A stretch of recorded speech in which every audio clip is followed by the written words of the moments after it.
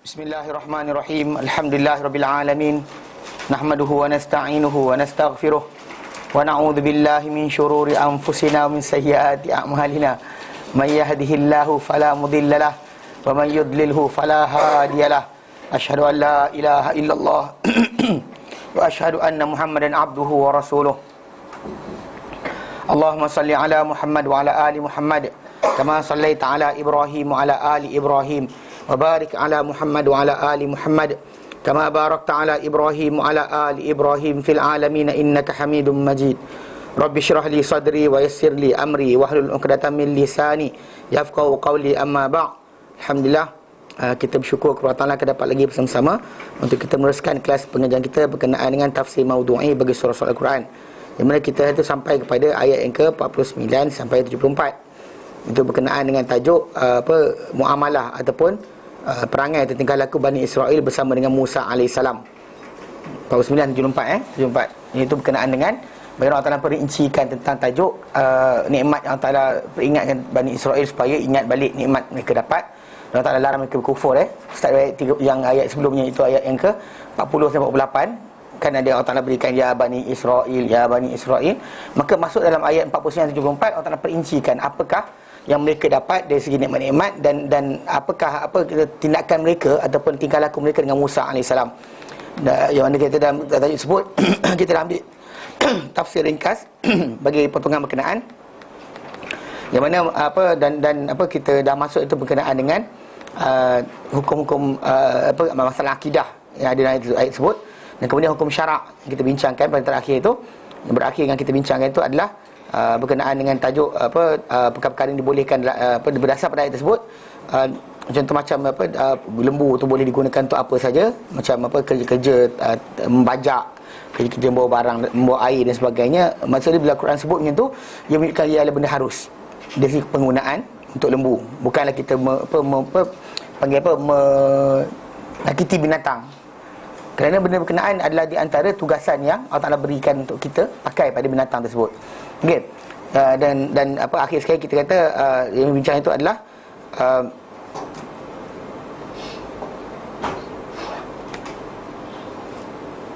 bila Allah Ta'ala perintah kepada kita satu benda dengan bentuk umum sama-sama tanpa sebarang perincian, maka laksanakan saja dan madai. Jadi bila dalam ayat tersebut Allah Ta'ala kata idribuhu bi ba'diha, pukullah mayat berkenaan dengan sebahagian daripada bahagian lembu tersebut. Allah Ta'ala tak sebut pembahagian apa, maka bolehlah kita pukul dengan apa saja. Jadi dengan lepas lembu tu sembelih, dipukul dengan bahagian badan lembu tadi kepada mayat. Bahagian apa? Sampai sekarang tidak ada siapa yang boleh memastikan. Keluarlah pendapat kata lidah, ada kata ekor, ada kata macam-macam. Tapi yang sebenarnya Allah Ta'ala berikan secara umum, macam mana asalnya arahan untuk sembelih lembu umum sebenarnya. Lembu betina, tak kisah lembu jenis apa, warna apa dan sebagainya. Tapi bila mereka makin tanya, makin sekian, maka Allah Ta'ala ketatkan sampai belas sekali payah. Jadi bila masalah macam bahagian badan, pukul mana-mana satu, tak ada masalah. Okay, baik, hari ini kita akan masuk pada bahagian baru berkenaan dengan masih lagi pasal sampai 74 tu, itu berkenaan dengan akhlak Islam dan ada adab syarak. Akhlak Islam dan ada adab syariah yang dapat diperolehi daripada ayat berkenaan. Baik, di antara akhlak yang harus bersungguh-sungguh terhadapnya seorang muslim dan para pendakwah secara khusus, mana semua muslim dan para pendakwah secara khusus yang mesti buat adalah apa? Berlembut dengan orang ramai dan menyukakan orang ramai kepada mereka. Mana kita targhib, bukannya tarhib. Mana menggunakan uslub ataupun cara untuk menggembirakan orang dengan apa yang kita kena ajak orang tu, kita gunakan dengan bahasa yang lembut. Okey, dan berlembut kerana dia kata kerana ini lebih menyampaikan untuk mereka menerima tunjuk ajar. Mana orang ramai akan mudah untuk terima tunjuk ajar berbanding dengan kalau kita gunakan kalimah-kalimah yang kasar. Bukan maksud dia jangan tegur. Ini salah faham. Nanti orang salah faham, dia kata tak usah tegur sangat, nanti orang lari. Tak, bukan. Tegur. Tapi cara cakap tegur tu macam mana? Kan macam bila penggunaan macam dia kata kat sini, kerana agar bersungguh mengambil faedah daripada nasihat-nasihatnya. Kita mengambil ini dari ucapan Musa kepada kaumnya dengan lafaz ya qaumi. Ini ambil hukum ni adalah daripada tarbiyah ataupun pendidikan ini, akhlak ini diambil daripada kata-kata Musa AS dengan berkata ya qaumi. Ya qaumi. Ya qaumi, kan dia kata dia sebut wahai qaumi, wahai kaumku, wahai kaumku. Dan ini bagi dia menisbahkan diri dia kepada mereka. Walaupun ya kita kata dia lebih mulia daripada kaum dia, tapi dia tak gunakan kata korang ni, korang ni. Tak, tapi dia kata wahai kaumku. Wahai kaumku. Ini penggunaan. Cara lafazkan, bukan masalah tak tegur. Tegur. Hukum datang. Musa AS beritahu pada kaum dia berkenaan hukuman yang Allah Ta'ala berikan, dan larangan Allah Ta'ala disampaikan. Cuma cara cakap.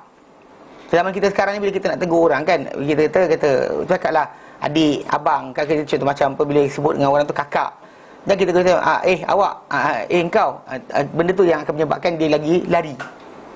Dan bahkan macam penggunaan contoh macam apa, bila kita lihat orang yang buat benda-benda yang salah ni, kita jangan gunakan istilah-istilah yang menyakiti, menyebabkan mereka terkeluar, lari. Tapi kan kata contoh macam kalau ada kata sekiranya dengan orang bukan Islam, kita kata dia tak adalah panggil brother pula. Ini ada masalah sikit Pasal kadang-kadang ada timbul brother kan.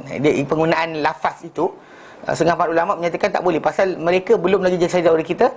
Sebab panggil berlainan agamanya kita dengan dia, terhilang di situ masalah persaudaraan. Kalau dia kata macam Musa AS ketika dakwah kaum dia, atau Nabi ketika dakwah kaum dia, memang yang dicakap tadi adalah anak beranak dia. Keluarga Quraisy itu ada memang satu family. Yang bukan family ni, kita kata yang akan jadi, kita cakap dengan orang ni kakak, abang, mana kita panggil dengan penghormatan tadi, itu sebenarnya adalah satu benda yang adab yang baik. Bahkan digarapkan Islam untuk menzahirkan bahawa kita dan dia adalah satu saudara, satu keluarga. Cuma ialah mungkin saya ingat dulu ada satu iklan, dia letak orang Mat Saleh datang Malaysia, aneh. Aduh, ayah kan, dia panggil orang kan kat Malaysia kan macam tu. Memang pasal adab Melayu ni bagus. Kalau ikut daripada segi lain tu, Allah Alam lah, memang mungkin Timur lah, orang Cina ke orang India ke, memang dia akan panggil yang tua dengan ada panggilan dia, yang muda dengan panggilan dia.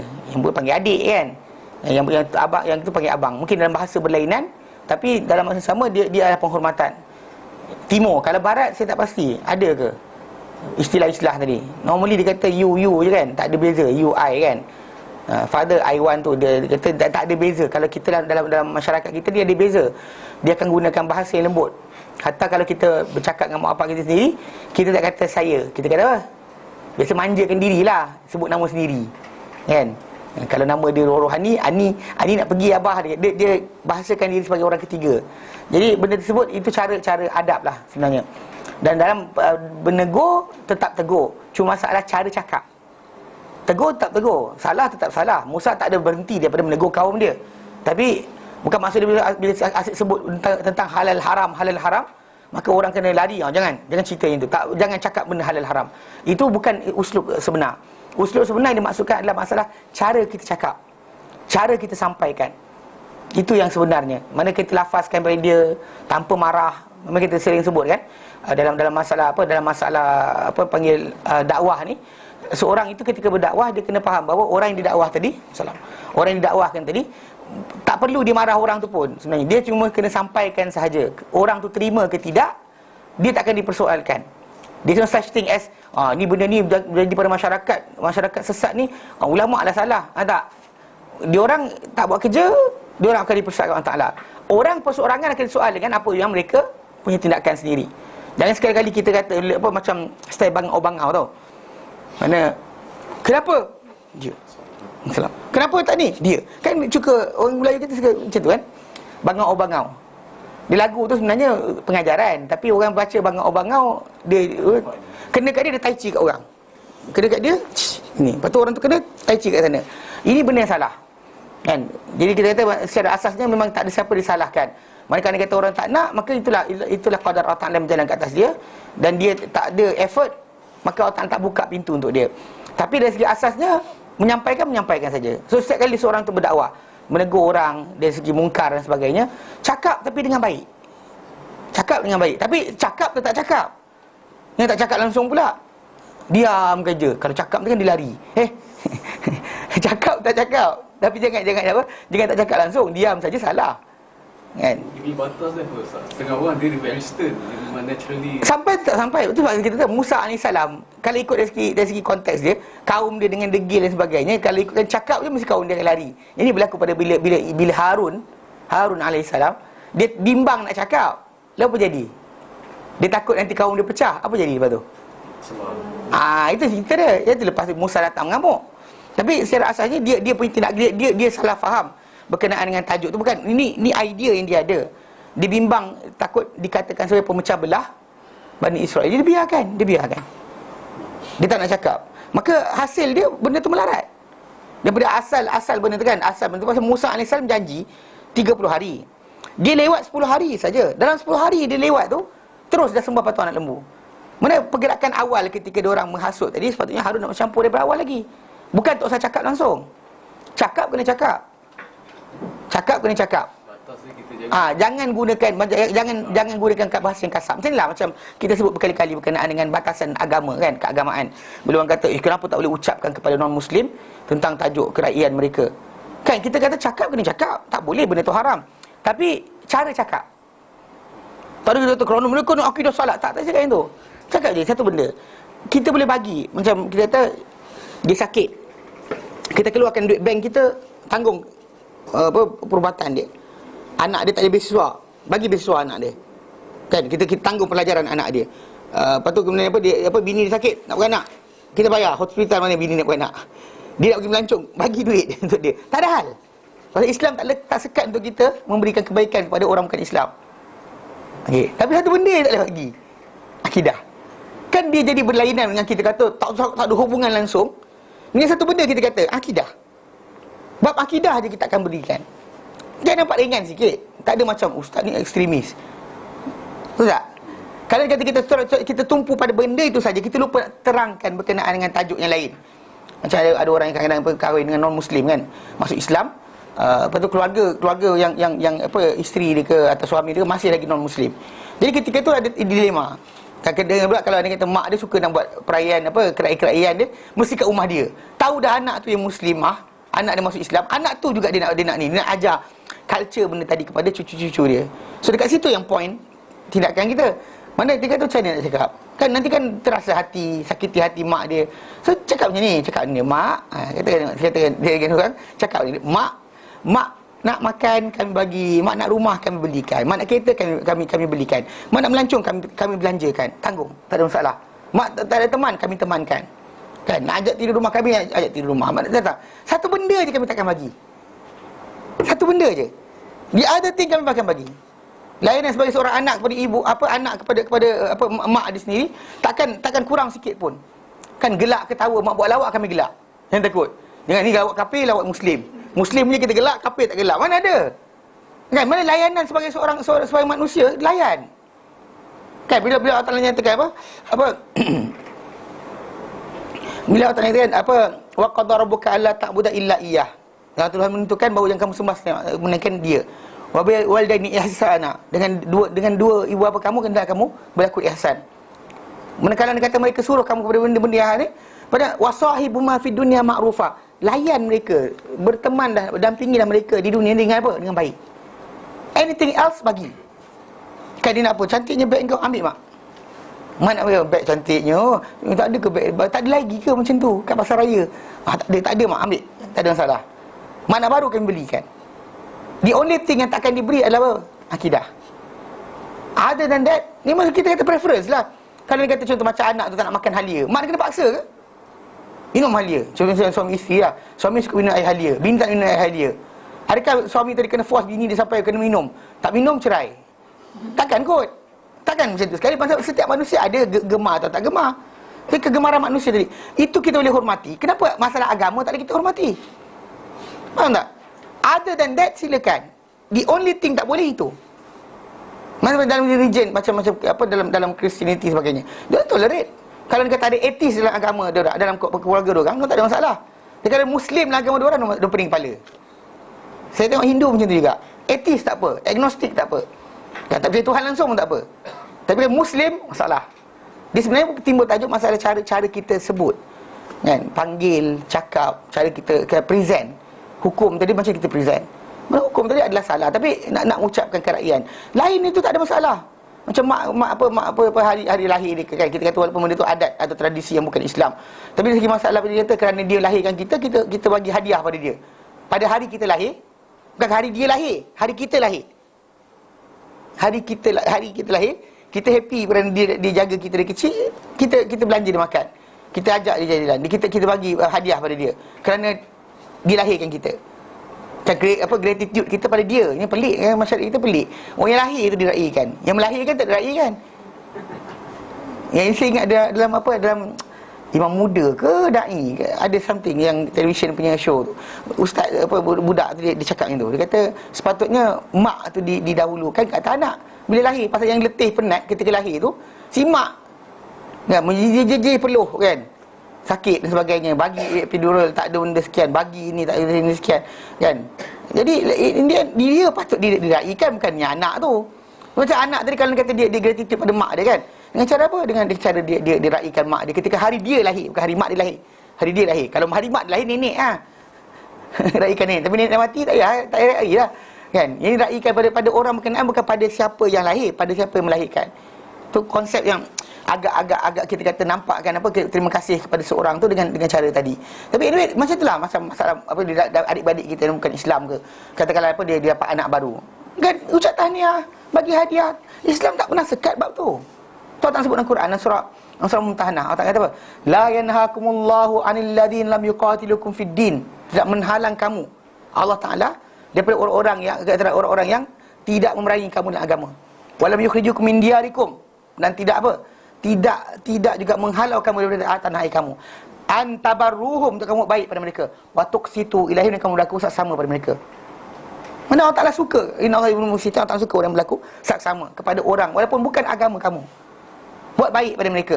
The only thing, satu benda je, masalah akidah. Itu yang bagi. Lain tak ada masalah.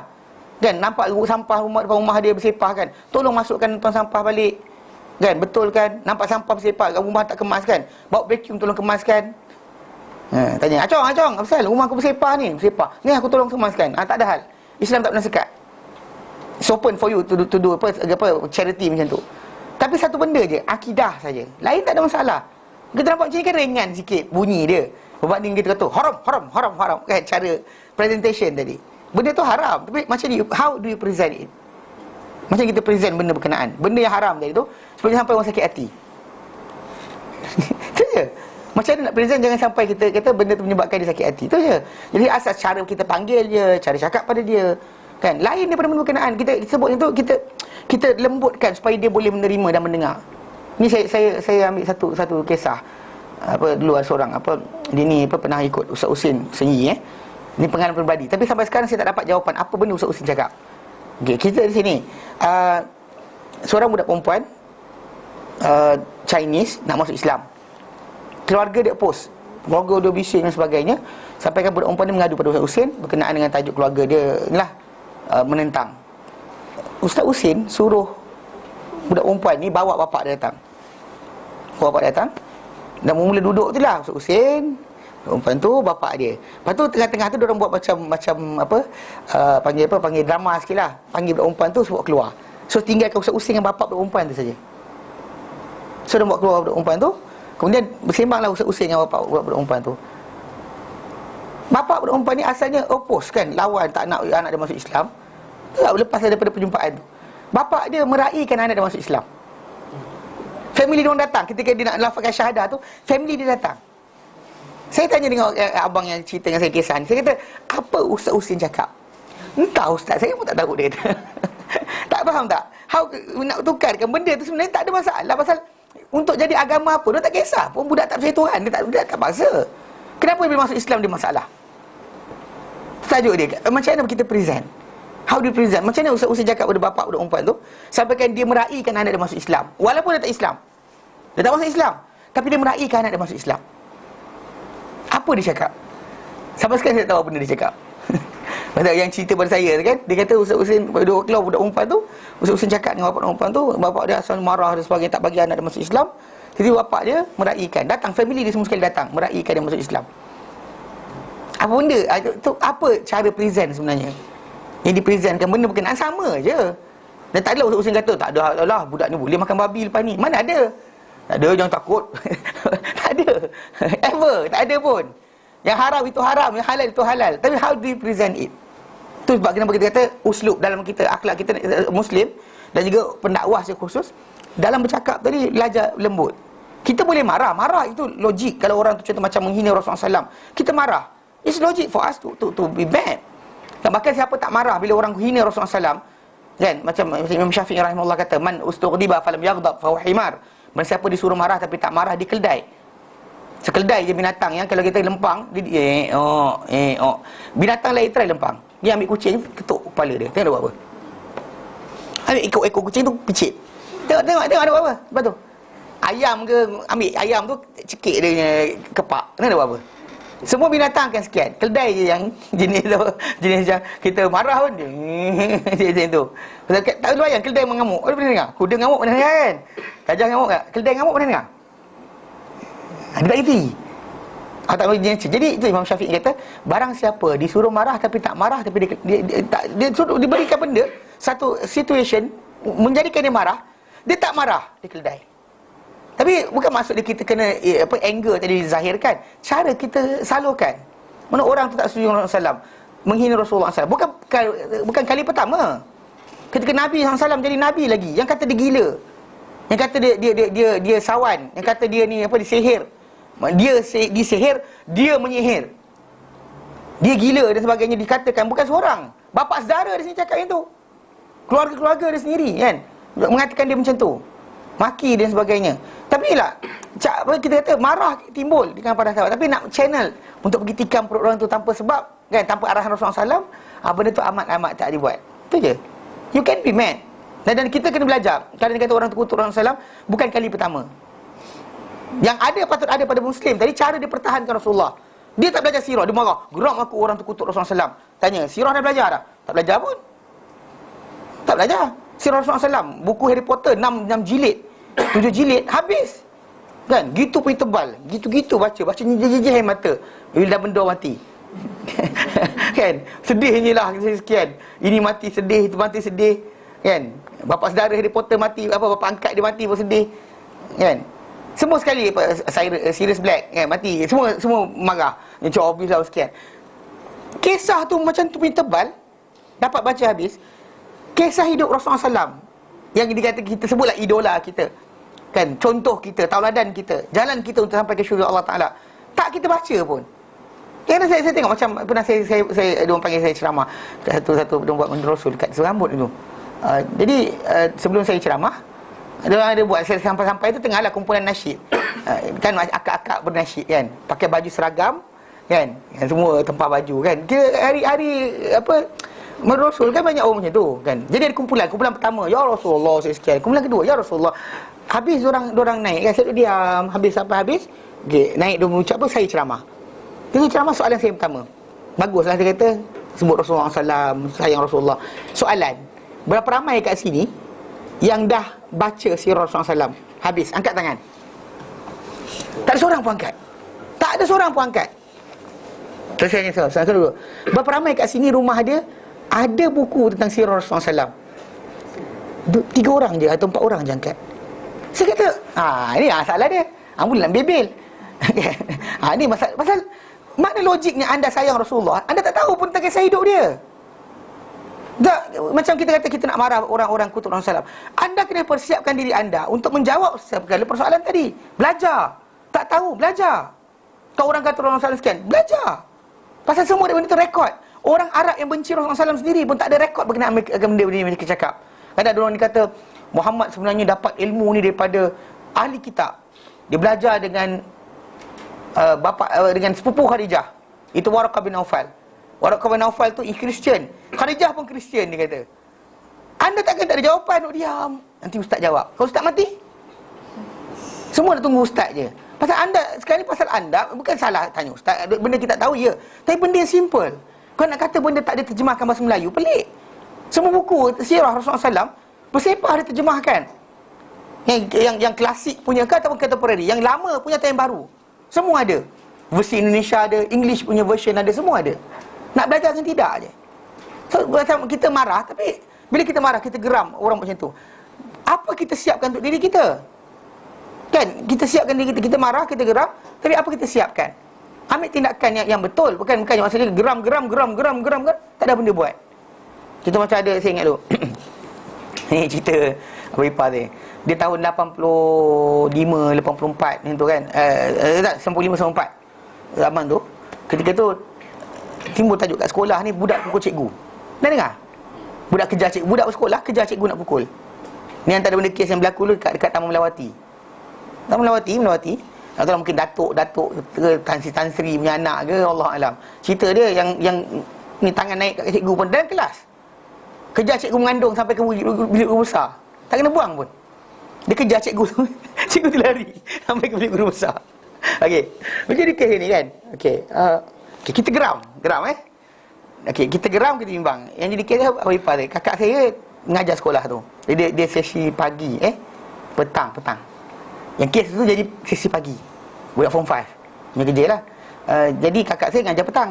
So abang ipar saya dia bimbang macam, kan dia pergi kerja, bini duduk situ. Okey, bimbang satu, geram satu. Apa tindakan buat ubat? Tak ada apa, dia hantar kakak saya belajar silat.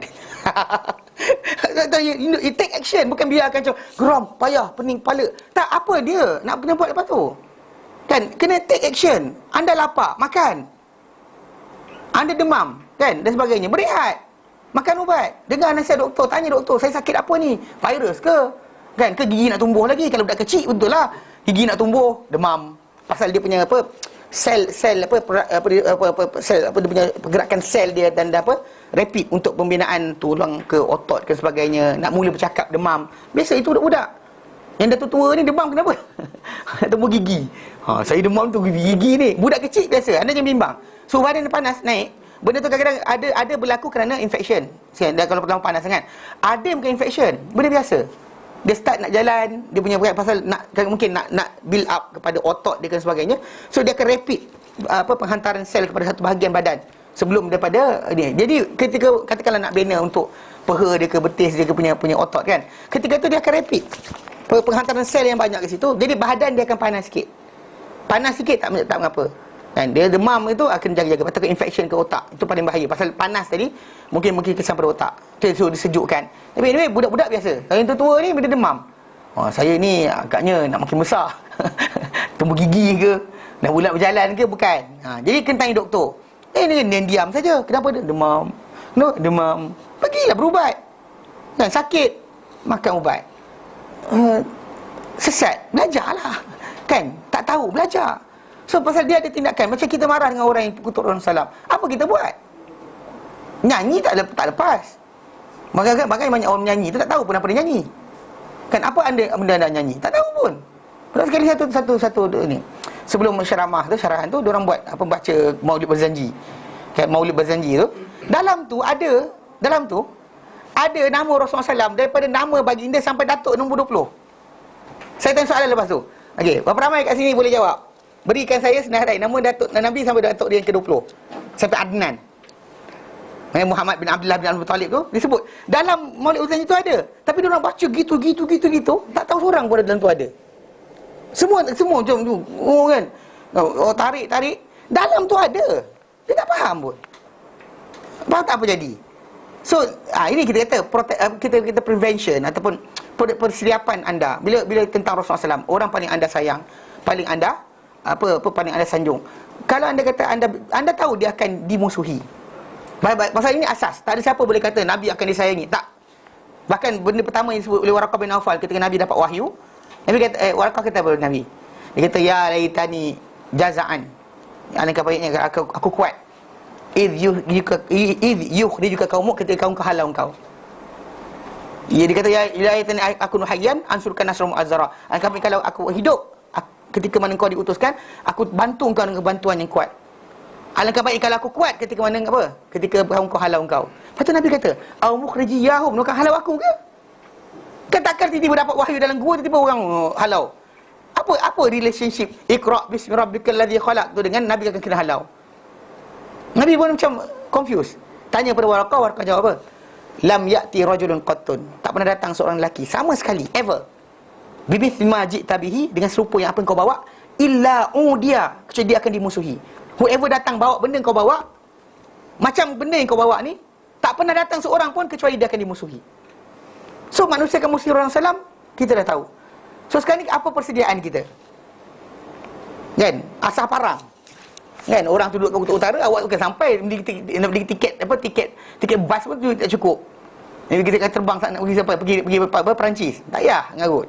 So, anda sebenarnya dalam Islam, dalam tajuk ni konsep berkenaan orang yang dalam Islam ni, kalau anda kata benda tu layak orang tu dibunuh, hukum bunuh sebagainya, yang laksanakan kerajaan, bukan orang perseorangan. Bukannya kita macam buat satu kumpulan, kita pergi kejar orang tu, tikam perut dia. Tak boleh, haram. Yang akan buat adalah kerajaan, bukannya anda.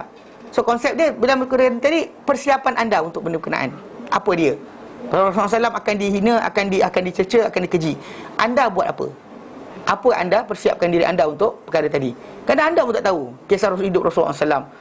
Macam dulu ada jadi kisah apa yang saya tengok dalam buku Orientalis Barat. Dia kata Muhammad sendiri pun tak yakin dia ni Rasul, sebab dia pernah cuba bunuh diri. Dia bawa pada hadis Bukhari.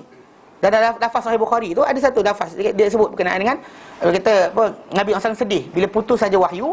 Lepas jumpa Waraqah bin Nawfal, wahyu putus. Dan bila putus wahyu tu, Nabi sedih sangat. Okey, Az-Zuhri kata fi ma balaghana, mengikut apa yang sampai kepada kami, sedih Nabi ni sampai Nabi Nabi sedih, itu yang Aisyah kata. Tapi Az-Zuhri perawi hadis tadi dia kata ikut apa sampai pada kami, Nabi cuba untuk terjun daripada atas bukit. Dalam perkataan tersebut, bila Az-Zuhri seorang tabi'in atau tabi'in, dia kata ikut apa sampai pada kami, Nabi cuba terjun daripada atas gunung. Dia tak sebut sanad. Maka itu bukan hadis untuk dipakai sebagai hujah. Macam saya tengah cerita kan, kisah satu benda ni yang semua sekali yang betul. Lepas tu ada tambahan yang inilah benda ni bagus ni. Dengar orang kata, dia tambahan. Yang tambahan tu masalah. Yang teks hadis tadi tak masuk benda berkenaan. Sebab kenapa dalam konteks ini, kalau kita tak belajar, kita tahu, kita akan orang kata Nabi pernah cuba nak terjun atas bukit, kita menggelupur nak cari jawapan. Ya, kalau ustaz ada, ustaz jawab lah. Kalau ustaz tak baca, ustaz pun ada tak baca sirah Nabi, habis. Tahu tak? So konsep dia kena belajar. Jadi secara asalnya, bila pasal marah itu mungkin ada, tapi anda kena belajar untuk tenangkan. Memang kita akan marah, tapi uslub kita nak menyampaikan balik. Pasal itu sebab kenapa kalau kita ada ilmu, kita tahu tentang kisah sebenar, kita akan tenang untuk menjawab. Jangan kata kita tak ada ilmu tentang perkara tersebut, kita akan marah. Orang tanya kita benda yang kita tak tahu, kita apa? Reaction kita adalah marah. Kita akan marah. Apa benda nak ni? Orang tanya. Contoh macam saya ingat dulu, waktu saya ni pengalaman pribadi pernah ada seorang budak Cina, dia tanya saya soalan. Kita naik bas daripada KL nak pergi ke saya nak pergi turun Simpang 4, Hutan Melintang tu. Dia sampai ke Teluk Intan. Bila naik bas tu, saya pakai baju sekolah kan, nak pergi sana. Jadi dia sembang saya. Dia tengah lepas SPM, tengah tunggu nak masuk college dan sebagainya lah. Saya duduk masuk sekolah tu dekat sekolah Arab dekat Bagan Datuk, Betul 20 Bagan Datuk, Ulum Asyariyah. Jadi bila dalam bas tu, dia duduk, dia sembang. Dia kejut tu dekat Alpha Angle, dekat orang Semaju tu kan, kedai snail, kedai seluar tu kan. Dia sembang. Itu dia, bapak dia asal keluarga Teluk Intan. Jadi dia sembang lama dalam perjalanan tu kan, dalam perjalanan 3 jam. 3 jam perjalanan. Lepas tu dia mula boring juga, tak ada benda. Lepas sekali dia tanya soalan. Dia kata, nak tanya sikit, dia kata. Tapi jangan marah dia kata. Saya kata, tak apa, tak marah. Dia kata, orang Kristian sembah Tuhan, nampak Tuhan dia. Orang Cina sembah Tuhan, nampak Tuhan dia. Orang Hindu sembah Tuhan, nampak Tuhan. Orang Islam sembah Tuhan, kenapa tak nampak Tuhan dia? Saya diam macam, apa dia nak jawab? Saya berikan cerita ni balik pada orang lain. Kawan-kawan saya kata apa? Kalau aku tumbuk dah. Tak, why must you hit him? Soalan tu timbul. Saya fikir apa dia nak jawab kan? Benda aku nak jawab dulu dia. Saya teringat kan, kita kan di antara benda asas yang diajar dulu dalam kita belajar apa tauhid, menggunakan Asy'ariyah punya cara kan. Dia kata mukhalafatuhu lil hawadith, percanggahan Allah Taala dengan yang baru kan. Sebenarnya Allah Taala sebut dalam Quran, laisa kamitslihi syai', tak ada seumpama dengannya suatu benda pun. Saya tanya dia balik, saya kata, yang buat mentol, muka mentol ke? Yang buat mentol, muka mentol. Thomas Edison kan buat mentol, muka dia mentol ke? Tak kan? Yang buat kereta, muka kereta. How can you know yang buat kereta tu kereta? Oh tengok muka kereta, itulah dia yang buat kereta. Saya go on satu. Buat matahari, takkan buat matahari. Buat sekian. Last sekali, kalau dia kata semua sekali tak serupa, macam mana anda cari rupa Tuhan yang menjadikan anda rupa manusia? Tu dia diam, berkebil. Dia inilah dia dia diam dan tak ada dapat jawapan. Maksudnya saya tak pukul dia lah, kan? Itu tajuk dia. Tapi saya tinggalkan dengan soalan. Pasal mula tu dia nak benda tak nampak, kan? Tapi apa tak nampak maksud dia ada ke tak ada? Bila tak nampak tak ada lah, dia kata. Kalau ikutkan logik macam orang yang dapat lahir, bapak tak pernah jumpa bapak dia, kan? Dia soalannya ada tak bapak? Mesti ada bapak dia. Walaupun dia tak pernah nampak bapak dia, tak pernah nampak pun. Seumur hidup aku lahir tak pernah nampak bapak dengan mak aku. Katakan itu keadaan orang yang lahir anak yatim contohnya, atau dia dalam 2 bulan tak kenal apa, tiba-tiba mak bapak dia mati. Soalan dia ada mak bapak ke tidak? Mesti ada. Takkan dia tak ada mak bapak walaupun dia tak nampak mak bapak dia. Pasal benda ni tadi kita kata mungkin zaman sekarang ni kalau saya cakap ni lah, benda tak nampak tapi ada, macam remote control kan. Kita tekan kunci kereta tu on, off, television on, off. Tak nampak pun infrared tu datang. Kita kenal dengan kesan, bukan dengan apa? Fizikal. Itu kalau kita nak ni relate lah. Tapi ketika tu saya tak tahu nak jawab apa. Saya kata mentol. Saya kira matahari, bulan, bintang. Lepas tu manusia. Takkan rupa manusia juga. Kita diam. Dia kebil. Saya ingat dia tak cakap benda lain lepas tu. Tapi lepas tu dia turun dekat apa sungai sebelum ada sungai Udang. Sebelum sungai besar ke? Lepas sungai besar. Dia turun beli air kok. Dia beli satu plastik untuk saya, satu plastik untuk dia. Tapi tak cakap apa dah lepas tu. Senyap je. Tapi lah, kalau kita ikut saya berikan soalan sama kepada kawan-kawan saya yang tak boleh jawab, dia kata apa? Kalau aku pukul. Tak, kenapa nak kena pukul? Faham tak? Dia konsep dia maksud dia, anda kena belajar untuk tenangkan diri. Bila orang tanya soalan bukan kan, tenangkan diri dahulu. Jangan terkam terus cekik dia. Kau pukul cakap macam ni. Jangan. Relax dulu. Relax dulu. Kemudian baru approach. Tapi kena persediaan kena ada lah. Sebab kenapa kita kata dalam tajuk ni akhlak yang kita kata kena ada pada seorang yang berdakwah. Pasal dalam kisah yang kita belajar, Musa AS, dia nak marah kaum dia, tapi dia kata, ya qaumi, kan? Wa idh qala Musa liqaumi ya qaumi innakum zalamtum anfusakum. Kan dia kata, bila dia kata, wahai kaumku, kamu telah zalimi diri kamu sendiri. Bittikhadikumul ajla, dengan perbuatan kamu mengambil patung anak lembu. Kan, fatubu ila bariikum, bertaubatlah kamu pada pencipta kamu. Faktulu anfusakum. Dia suruh bunuh diri. Dia suruh bunuh. Tapi dalam masa yang sama, ketika lafaz yang dicakap tadi, dia berikan arahan. Benda yang keras. Kan hukuman yang keras. Tapi dia sebut dengan apa? Ikut orang ke? Tak. Wahai kaumku. Cara dia, maksudnya kita gunakan bahasa yang paling lembut untuk address. Tapi benda tu halal atau haram, jangan kita terbalikkan. Yang halal tu jadi ni. Saya ingat ada satu kat televisyen, benda tak nama dia, penceramah daripada, tapi sebenarnya program tu perempuan saja, tapi TV Al-Hijrah tayang. Al-Hijrah ke TV yang tu tayang ke Sulawesi, dia tayang, dia bercakap depan perempuan ramai lah, tapi dia tayang televisyen, lelaki dengar jugalah. Ketika tu isi saya buka. Dan dia kata ketika tu apa dia penceramah perempuan, dia US. Cakap bahasa dia saya teringat nama dia apa. Dia kata apa?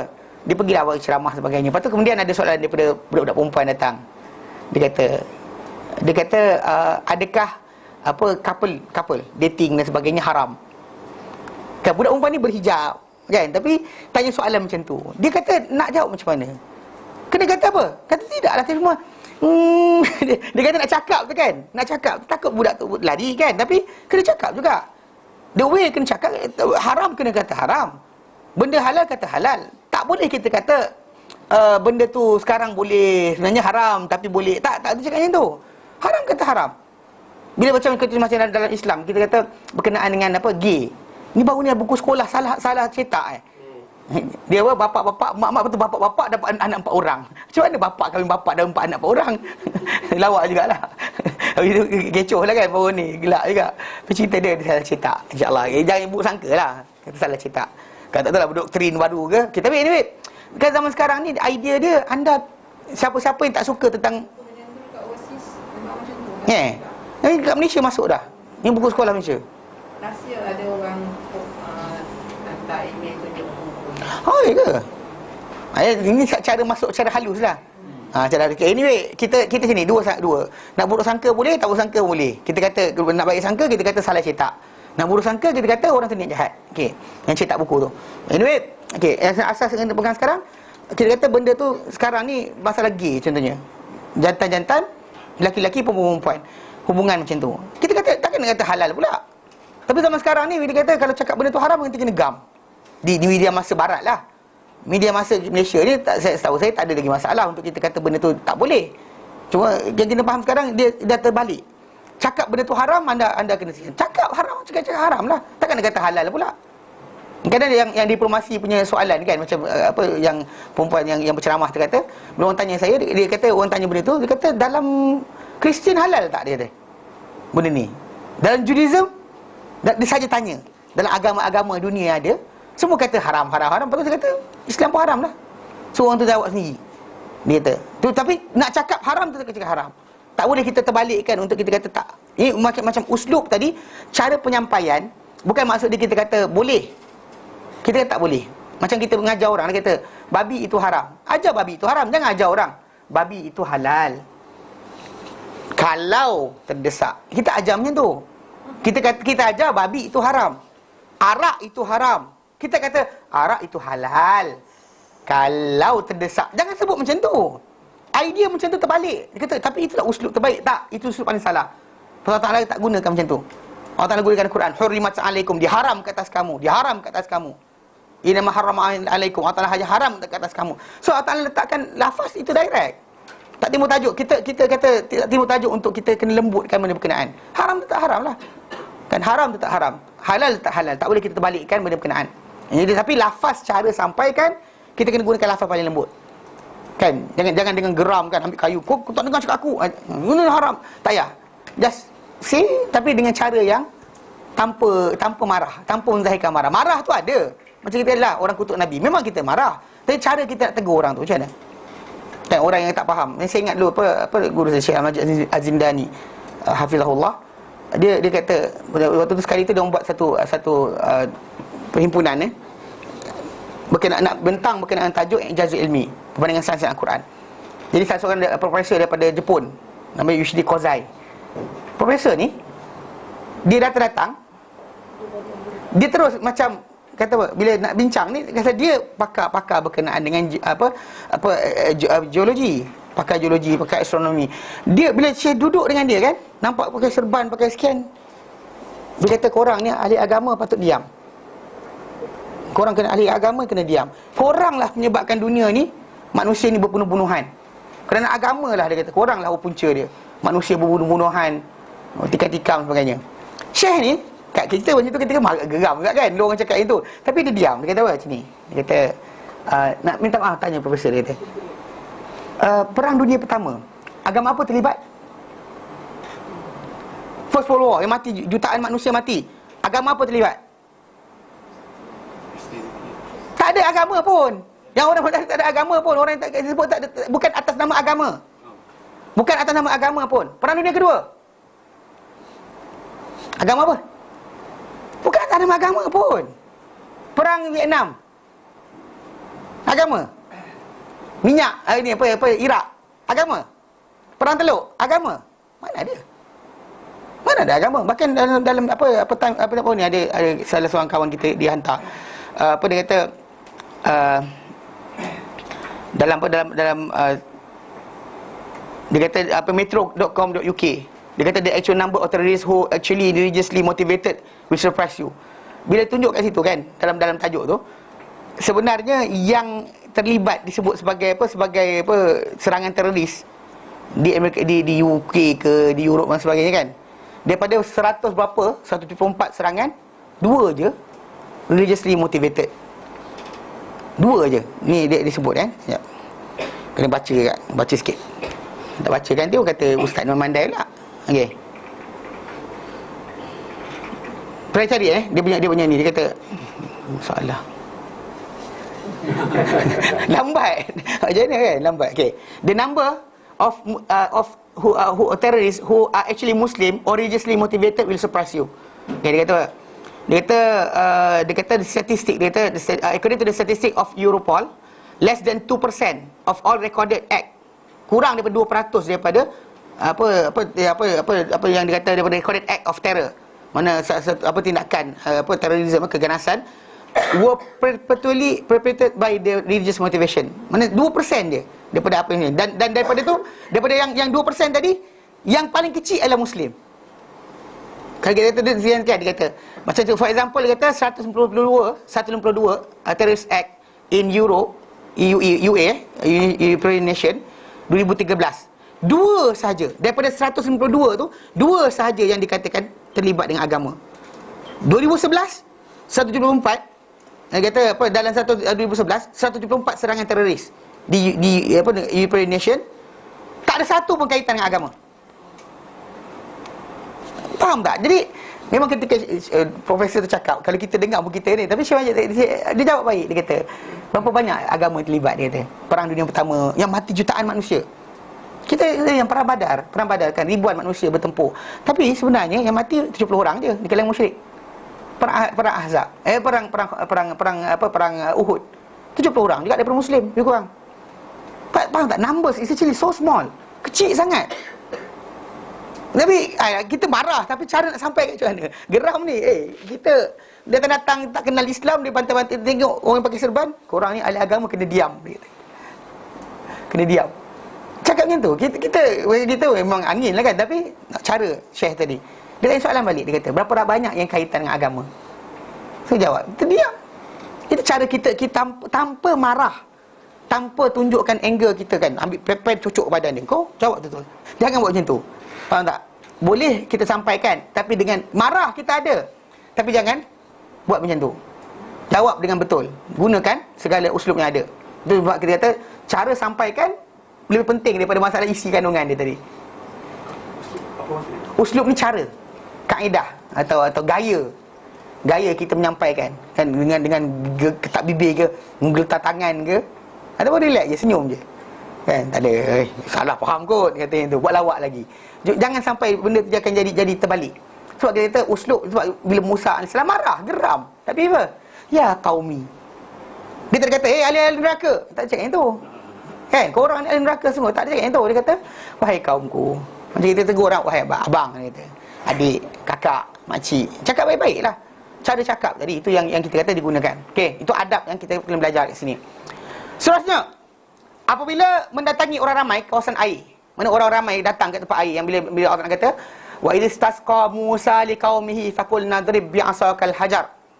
Dan ingatlah ketika mana qulna wa id qala Musa liqaumihi, ingatlah ketika mana berkata Musa kepada kaum dia, wa idistasqa Musa liqaumihi, ingatlah ketika mana Musa minta minum kepada Allah Taala untuk kaum dia. Faqul nadrib, nama kami kata pada Musa, idrib, pukullah, bi'asakal hajar, dengan tongkat kamu tu kepada batu. Fam fajarat min husnata asyarata aina, maka terpancar daripadanya 12 mata air. 12 mata air.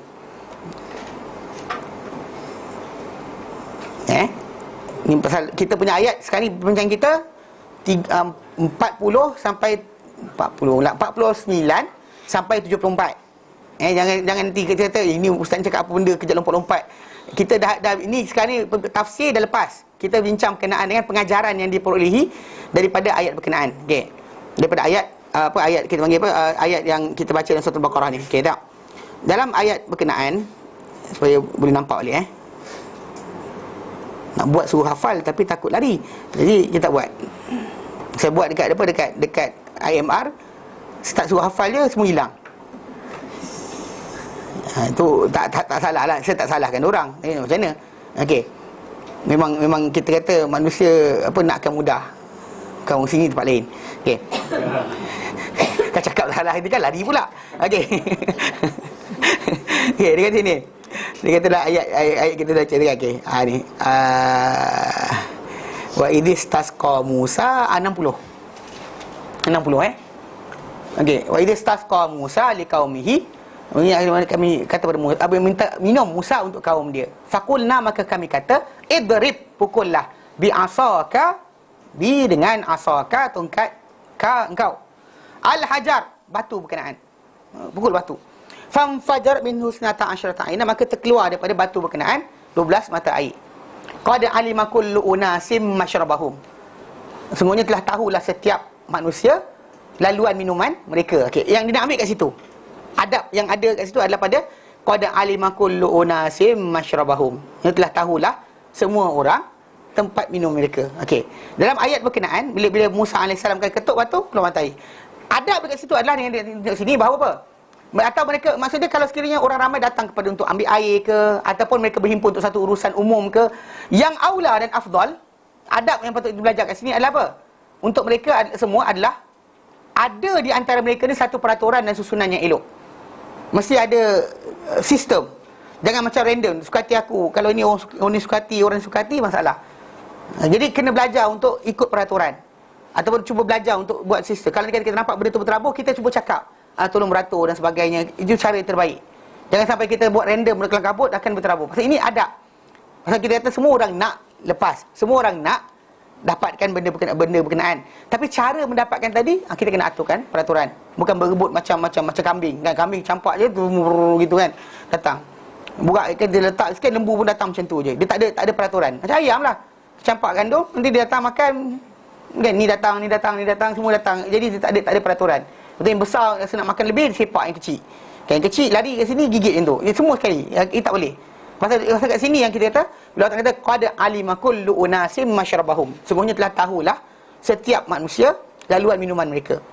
Dan ini lebih lagi bila mana Musa AS, kaum dia yang Bani, semua anak-anak Yakub, Bani Israel, anak Yakub. Tapi mereka ni 12 tribes. Berdasarkan kepada keturunan mana satu. Yang Yusuf punya keturunan satu, yang apa, adik Yusuf satu, lepas tu 10 orang abang dia kan, adik-beradik Yusuf tadi semua satu. So every tribe tu satu keluarga, satu family. Jadi tu Allah kata fam fajar min husnata asyrata aina, maka keluar daripada 12 mata air. Kat batu tu diketuk, keluar 12 mata air. Dan semua orang tahu nak pergi berdiri kat mana. Maksud dia tak adalah tribe daripada keluarga Yusuf lompat pergi tribe keluarga nombor 1. Nombor 1 tak ada pijak orang sini. Dia tak ada macam tu. Semua orang tahu, jadi tahu mana laluan tempat patut dia berada. Macam pergi lintas tol lah kan, tahu dah lorong tu, duduk dan diam lah. Dari kiri, dari kanan, dari kiri kanan, lepas tu orang tersangkut, lari pula kiri, selanggar orang. Masalah lah. Faham tak? Jadi belajar untuk apa? Bila dah ada laluan tadi, duduk dan diam. Itu cara yang terbaik. Maksud dia adab yang patut ada. Kerana apa? Dia kata apa, tanpa percanggahan di antara mereka. Okay, agar semua, dia kata yang elok, agar dapat mengambil air semua, dan mereka menunaikan urusan mereka dengan tanpa apa, percanggahan di antara mereka. Mereka semua dapat ambil air dan semua sekali dapat urusan dengan baik. Okey, pasal benda tadi kita kata yang buat skip langgar-langgar, kadang jam kat jalan raya tu, contohnya ada bila orang ikut dia emergency. Depan tu tak boleh lintas, lepas tu diimpit orang lain pula. Kan kalau orang kita orang tak pergi masuk, diimpit juga. Jadi benda tu lah, sekali orang ni patut jalan dengan lancar, tapi kerana ini masuk sini, itu contoh paling baik lah. Kena nak lihat sekarang. Yang kadang kita kata, kadang orang tak letak diri dia pada di tempat orang lain, maka dia tak nampak benda tersebut sebagai kepentingan. Tapi dalam ayat tersebut, memang kita kata dapat pengajaran daripada ayat tersebut, ada adab. Bila kita nak mengambil air, ada adab. Kita nak berkumpul untuk benda yang umum, ada adab. Adab kita adalah tengok, kan? Tengok keliling. Bukan masuk menerpa je ke tengah, depan. Kan nak beli barang kan, nampak orang tengah beratur, ikutlah, carilah tengok siapa ujung sekali. Jangan kita bantai pergi ke depan tu, kan? Lepas tu kita nak macam dengan orang, jeling pula. Kenapa kan? Start, dia tu akan menjadi masalah. Dan saya tak ada seorang pun beli barang nanti. Kan? Kalau kan, akhirnya semua sekali akan rosak. Sebab itu kenapa Allah Ta'ala kata qad alima kullu unasim masyrabahum, telah mengetahuilah setiap orang apa minuman mereka, laluan minuman mereka kat mana. Itu yang Allah Ta'ala ajarkan dalam ayat kita baca tadi. Ini adab dan akhlak. Ketiga, meninggalkan meminta perincian dan banyak bertanya pada perkara yang datang secara mutlak, supaya itu tidak membawa kepada pemberatan dan juga pengetatan. Ini balik pada 68 sampai 68 sampai 74. Itu berkenaan kisah lembu tu. 68 sampai 74 yang kisah bila Musa kata innallaha ya'murukum an tadhbahu baqarah. Allah Ta'ala perintah untuk kamu sembelih seekor lembu betina. Itu tak sebut pun apa benda, lembu macam mana, tak sebut pun, lembu betina. Maka Ibn Abbas radhiyallahu anhu kata, kalau mereka sembelih mana-mana lembu, dah kena dah dengan perintah Tuhan tadi. Tak ada timbul tajuk dekat situ kena sekian. Macam orang kita lah dalam bab berkenaan dia secara mutlak. Contoh macam solat malam. Solat malam yang datang dari Islam, kita kata diajar kepada kita 2 rakaat. Berapa banyak kita mampu? Pasal dalam akhir surah Al-Muzammil, Allah Ta'ala nyatakan asalnya kalau ikutkan kita ni kena bangun malam, jumlah dia tadi bukannya sikit. Ikutkan Allah Ta'ala perintah kan, Allah Ta'ala kata ya ayyuhal muzammil, wahai orang-orang yang berselimut, qumil laila illa qalila, bangunlah malam tu, except sikit je. Atau sikit-sikit je waktu je. Sikit waktu je kamu tidur. Yang lain kena bangun. Nisfahu, separuh malam. Awin kus minhu qalila, ataupun kurang sikit, itu 1/3. Auzid alaihi, ataupun lebihkan lagi. Warattil Quran tartila. Ini Allah Taala letakkan arahan macam tu. Tapi bila di akhir surah Muzammil, Allah kata apa? Inna rabbaka ya'lamu, sesungguhnya Tuhan kamu tahu, annaka taqumu, wahai sesungguhnya engkau, hai Muhammad, taqumu bangun, adna min sulsail lail, kurang daripada 2/3 malam. Mana maksudnya Allah Taala kata bangun tu 2/3 is actually at least. Mana benda kita maksimum 2/3 malam 12 jam. Kalau kita ikut timing biasa kan, 12 jam. 2/3 tu 8 jam. Kena bangun sepanjang tu 8 jam. Yelah, nikmat Allah Ta'ala kita makan banyak. Lepas tu kita kena banyak bersyukur lah. 8 jam punya pun tak boleh balas lagi sebenarnya. Dia 8 jam baca Quran dan sebagainya. Jadi Allah kata, Allah Ta'ala semuanya Tuhan kau tahu hai Muhammad, bahawa kau bangun kurang daripada 2/3. Adna min thulutsail lail wa nisfahu, dan half malam je. 6 jam pun tak cukup lagi.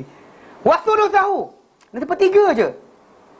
Walladzina ma'ak, dan orang-orang yang bersama dengan engkau. Allah Ta'ala tahu engkau bangun kurang, dan orang-orang bersama engkau macam tu. Maksudnya ni semua tu umum pada Rasulullah dan pada orang lain. Wallahi qaddurul laila wan nahar, Allah Ta'ala menentukan malam dan siang. Alima allan tuhsuhu, Allah Ta'ala tahu kamu tak boleh nak melakukannya, melaksanakannya. Fataba alaikum, maka dia taubat ke atas kamu. Fataba kata apa? Faqra'u ma tayassara minal Quran, maka bacalah apa yang mudah untuk kamu daripada Al-Quran. Bacalah apa yang mudah daripada Al-Quran. Maksudnya Qul Allah aja, lepas dah. Maksudnya dengan arahan Allah Ta'ala tadi, walau 2 rakaat orang tu bangun, lepas dah. Walaupun dalam 2 rakaat tadi dibaca apa? Apa yang mudah untuk dia. Surah pun dia gagap. Fatihah je dilancar. Ada Fatihah je lah. Ikut ayat berkenaan, cukup jelas. Mana simpelnya Allah Ta'ala bagi pada kita, bacalah apa yang mudah untuk kamu daripada Al-Quran. Allah Ta'ala tak tetapkan surah apa dan sebagainya. Nampak? Jadi secara tak langsung, umum arahan tadi, maksudnya kita boleh laksanakan. Tapi start saja ada orang letak. Kena buat macam ni, kena buat macam tu, kena sekian detail. Dia detail kan? Nampak tak? Last kali siapa bangun? Tak siapa nak bangun? Longgar, tak cukup begini. Tak, pasal Al-Quran dah bagi longgar. Nabi bagi kelonggaran. Tapi datang kita ketatkan. Sebab kenapa? Meninggalkan perbincangan. Meninggalkan mendalam-dalam dalam bincang tadi. Last kali yang mengibat ketat pada kita, last kali kita tak buat. Nah, ini masalah dia kan? Kita last kali menyebabkan kita payah. Macam kita bincang itu dalam Sahih Muslim, Sahih Muslim, kita bincangkan berkenaan Rasulullah SAW. Apa perbuatan baginda baca diriwayatkan oleh sahabat. Dia kata Nabi SAW, Huzaifah kata Nabi SAW pernah pergi ke tempat sampah kaum, dan juga baginda kencing diri kat situ. Nabi pernah arah pada Umar dalam Sunan Abu Daud, lafaz datang Nabi sekat, kata jangan kencing diri. Tapi dalam sama Nabi buat tadi mengurangkan hukum tadi daripada haram jadi makruh ataupun harus boleh. Mana Nabi jangan minum dari bekas minuman punya mulut. Lepas Nabi buat, maka hukum dia jadi daripada haram jadi lesser sikit, tak haram, tapi harus ataupun kurang afdal, ada afdal lagi. Itu je. Mana boleh buat kalau nak buat. Jadi secara tak langsung kisah tadi. Yang para ulama baca daripada kisah berkenaan yang Nabi kencing diri kan. Kan kita buat calculation. Kalau kencing diri, air kencing tu jatuh, ada tak kebadan kalian akan terpercik? Ada, memang ada. Confirm ada. Soalan. Ini kes dia. Banyak orang saya jumpa kan, kadang-kadang ajak jom sembahyang. Tak boleh lah, seluar air tak bersih lah. Kenapa? Air tadi berkencing lah. Kencing dah seluar ke? Nak je saya tanya, kencing dah seluar ke? Taklah, saya tanggal. Tapi dia start fikir melampau. Ikut dah hadis Nabi tadi, kalau orang tu baca, maksud dia as long as tak ada, anggap tak ada. Takalluf dipanggil, memberat-beratkan diri. Maksud dia benda tu simple. Mana ada hadis berkenaan, para ulama baca satu part berkenaan masalah tu, benda tu boleh. The secondly, perbuatan Nabi tidak hiraukan berkenaan dengan tajuk. Cek balik, kena tak? Nabi tak hiraukan benda berkenaan. Maksudnya anda pun yang hiraukan. Terlampau tak jaga kebersihan pun satu benda. Tapi ini masalah, benda tadi, benda boleh buat je lah. Tapi jangan macam detail. Go into detail sekali akan ada punya masalah. Merosakkan kita. Last sekali ibadat yang patut buat tak buat. Kenapa? Air tak yakinlah air bersih. Dah pula. Kena ke? Tak kena. Tapi habis. Ini mazhab tapi paling bahaya. Dia kat Malaysia ni ada mazhab tapi. Bukan mazhab Syafi'i, bukan mazhab Mufti, mazhab tapi. Saya jumpa banyak orang, betul hadis Nabi tu, tapi tapi ni hadis Nabi betul lah, tapi juga mazhab tapi. Nak tahu mazhab mana, mazhab tapi. Jumpa dia ada banyak orang macam. Jadi secara asalnya kita kata hadis itu ajar pada kita, kalau tak ada, anggap apa? Tak ada. Kalau dia kata macam lain, contoh macam kes orang kita air mustakmal. Cara mandi wajib, zaman tak ada air pancut dan sebagainya kan, mandi daripada baldi. Orang tu ambil air, sedok, lari kan, tak nak bagi mercik dalam baldi tadi, air jadi mustakmal. Okey, ini idea Saya secara peribadi saya tak kata, para ulama yang kata air mustakmal ada, diorang ada hujah diorang. Yang kata tak ada pun ni, yang kata ada sebenarnya sini. Sebenarnya memang Nabi SAW tidak tadah air untuk wuduk sekali lagi. Bila Nabi wuduk, air tadi macam tu je. Tak ada macam Nabi tadah pula, ni buat apa ni? Zuhur kan nak semayang pula, pakai lagi. Itu ikut idea. Maksudnya tak ada tandah, tidak ditadah air lebihan daripada wuduk tadi, except kecuali dalam masalah apa, kerana Nabi SAW nak ni pada sahabat baginda kan, sapukan air bekas wuduk baginda kepada orang yang sakit. Itu ada satu. Secondly, macam orang yang kena ain dalam Musnad Ahmad, orang yang kena ain tadi akan disiram air kat atas badan daripada air wuduk orang yang ada ain. Orang yang ada tukang buat. The one who with evil eye, dia tak sedar dia ada evil eye. Orang yang kena evil eye akan dimandikan dengan air lebihan wuduk daripada air wuduk orang yang mata dia ada. Kita tak tahu siapa ada mata kita tak tahu. Sebab kenapa kita diajar dalam Islam, anda jumpa orang dapat nikmat, dapat kebaikan, anda kata apa? Masya Allah, tabarakallah, Masya Allah, Allah ibarik fiqh. Doa keberkatan untuk dia, bukan macam cantiknya, dalam hati geramnya. Kalau kita ada ain, kita ada benda berkenaan, orang tu akan sakit, barang tengah rosak. Macam tu. Bukan semua orang ada. Tapi tu buat diajar ada adab dalam Islam tadi. Nampak saudara kita dapat nikmat, mulut kita janganlah nyampahnya. Janganlah macam tu. Patut mulut kita kata apa? Masya Allah, tabarakallah, Masya Allah, tabarakallah, barakallahu fiik, Allah berkati kau. Cakap macam tu, belajar, ajar, doakan untuk saudara kita dapat kebaikan, doa keberkatan bagi dia.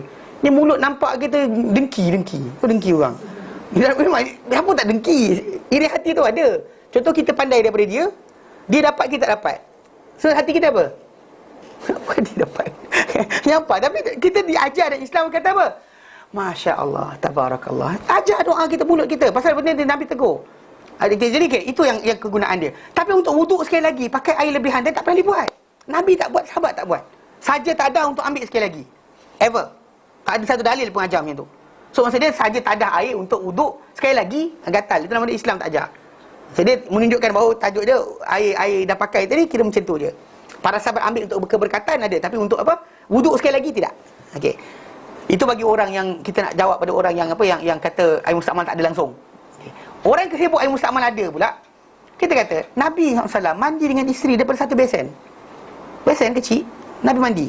Dia cara mandi zaman dahulu, dia cedok, sapu pasal perataan air tu. Yang ni masalah dia, perataan air. Kita tak belajar kalimah bahasa Arab dengan betul.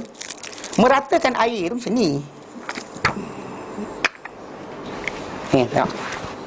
Ni ratakan air. Isbagul wuduk ni macam ni. Ni. Turunkan, kemudian macam ni. Kalau sapu, kita kata masaha, kita akan macam ni. Ambil ini, kemudian kita ni renjis. Ni sapu. Turunkan air berkenaan, kita ratakan, itu dipanggil apa? Ghuslun. Ini yang basuh yang disebut dalam hadis Nabi SAW. Faghsilu kan, dalam Quran kata faghsilu. Itu cara dia. Pasal Uthman bin Affan tunjuk macam tu. Hamba Rasulullah SAW tunjuk macam tu. Dia kata Nabi wuduk macam ni. Bila dia tunjuk macam tu, maksud dia perataan air itu. Yang timbullah pula angkat tangan, tak angkat tangan. Nabi tak pernah bincang. Kau gatal bincang buat apa? Macam yang masalah tadi kan, air macam kan. Bila Nabi SAW mandi dengan isteri dia ambil air, cedok keluar. Ambil air, cedok keluar. Berebut sampai dah hadis Bukhari Muslim. Aisyah kata, Nabi quickly mendahului aku sampai aku duduk sibuk. Ya Rasulullah, tinggalkan aku sikit dengan aku sikit. Soalan, mandi macam tu, terpercik tak balik air dalam? Kalau tak tahu, balik rumah ajak suami mandi. Kan? Try. Ambil besen bang, kita try tengok. Memang akan terpercik air masuk air dalam. Memang akan terpercik balik. Nabi tak sibuk, yang kita kata sibuk, Ustaz. That's the whole question. Bila Nabi tak bincang, jangan gatal masuk dalam tu. Whoever masuk dalam benda berkenaan, last kali dia ketatkan agama, last kali dia akan was-was, last kali setiap kali semayang, agaknya aku jadi macam ni, semayang aku tak sah kot. Pasal mandi wajib aku tak sempurna kot. Semua sekali. Semua dia kot last kali semua hidup dia. Oh, kena musibah ni sebab tak betul wuduk dah ni. Oh, ini agaknya pasal mustakmal titik jatuh dalam air aku tadi kot. Semua sekali akan mendatang kepada masalah. Ini kita kata pasal Bani Israel tadi dia minta kan, bila Allah kata Musa kata innallaha ya'murukum an tadhbahu baqarah, Allah perintah kamu untuk sembelih seekor lembu betina. Ibn Abbas kata kalau orang ambil any lembu, dah terlaksana dah apa yang dimaksudkan. Cukup. Tak payah pening kepala dah. Macam tadi kan kita kata, tapi bila start saja orang tu bertanya-tanya, minta perincian, kan, dia go into detail macam angkat ke tidak? Soalan tanya, Nabi bincang tak? Tak bincang. Sahabat bincang tak? Tak bincang. Let go lah. Kenapa nak bincang? Tapi lagi ada orang kata agaknya, barangkali. Soalan mudah aja. Apa benda yang dikira agama pada zaman para sahabat? Bagi kita kata kan, takkan jadi agama pada zaman kita. Kalau dikira agama, maka kita itu agama. Kalau mereka tak bincangkan, kita perlu bincangkan. Ada yang duduk basuh muka tu nak kena buka mata. Itu kita kata too much kan? Too much. Kan pasal kata kalau jonoklah mata, ambil cagari tu gitu.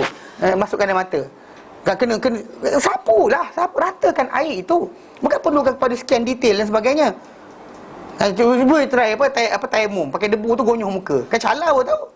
Kan genyok gitu macam dalam mata gitu.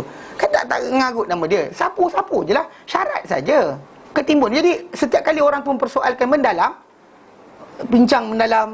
Okey, macam go into detail. Asas pertama, solat malam tu 2. Lepas tu dia belajar berkenaan hadis yang Nabi pernah semayang 8-3. Nabi pernah semayang 4-4-3. Nabi pernah semayang 2-2-2-2-2-1. Semua Nabi pernah buat. So ambil yang paling baik, yang terbaik yang bila Nabi sebut. Yang Nabi buat satu benda, yang Nabi arah tu benda lain. Yang Nabi buat, yang para sahabat tengok, satu. Yang Nabi cakap, salatul lail masna. So take yang tu. Better for you to take yang Nabi lafazkan. Yang dalam usul fiqh kita kata kita dahulukan apa yang mantuk yang dilafazkan oleh Nabi berbanding dengan mafhum yang kita faham. Mana apa yang Nabi laksanakan, kita ambil yang lafaz. Contoh macam kita kata puasa 3 hari dan sebulan. Nabi lafazkan, Nabi arahkan. Nabi buat lagi banyak dari itu. Nabi tak puasa yang tu, Nabi puasa lagi banyak dari itu. Pasal para sahabat bila tanya tentang puasa Nabi SAW, isteri Nabi bila tanya tentang puasa Nabi SAW, dia kata apa? Kan Rasulullah SAW yasumu, dahulu Rasulullah SAW berpuasa, hatta naqul annahu la yuftiru. Kami kata dia tak buka bulan ni. Wa yuftiru, dan dia tak berpuasa, dia berbuka sepanjang masa, hatta naqul annahu la yasum. Sehingga kami kata dia tak puasa langsung. Maksud dia banyak puasa, banyak tak puasa. Maka setengah para ulama kata, dia kata benda tu berlaku sebab Nabi kan selang sehari kadang-kadang puasa, dan limitkan pada para sahabat 15 hari paling banyak. Nabi kata tak ada baik daripada puasa Daud. Nabi kata la khairu ala dhalik, there's no better than that. Bila Nabi tahan salah seorang sahabat, itu Abdullah bin Amr bin As, anak Amr bin As, yang dia ni kira abid, kuat ibadat. Dia puasa tiap hari. So jadi Nabi sekat dia sampai ini Nabi letakkan limit pada dia paling banyak untuk dia puasa sebulan 15 hari je.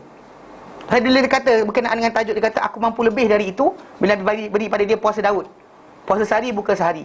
Nabi kata la khairu ala dhalik, there's no better than that. So bila kita kata bila isteri Nabi SAW nampak kan Nabi puasa sepanjang bulan berkenaan, boleh jadi hari dia jumpa Nabi tu hari di mana Nabi puasa. Yang kata tak nampak, yang kata Nabi tak puasa tu, jumpa pada hari Nabi tak puasa. Itu yang jawapan paling mudah kita nak faham. Tapi kita kata yang Nabi saran kan banyak. Nabi suruh kita puasa Isnin Khamis.